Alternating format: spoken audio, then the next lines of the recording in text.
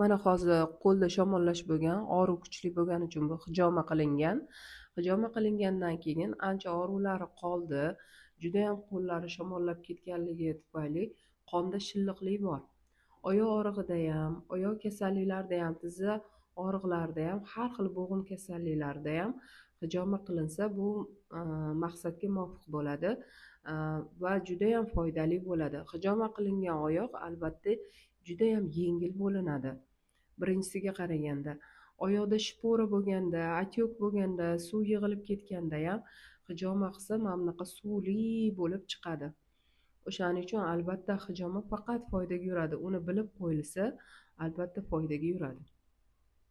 Hijoma yosh tanlamaydi. Mana bu yosh bolada ham oyoq og'rig'i bo'lgan, judayam, hattoki revmatizmda ham hijoma qilinadi. Hijoma qilganimizdan keyin bu bolada judayam o'zgarish katta bo'ldi. Oyoqlari og'rimay qoldi. Hozirgi kunda oyoqlari judayam yaxshi, oylari mamnunlar, zo'r xursand bo'lib yuribdi.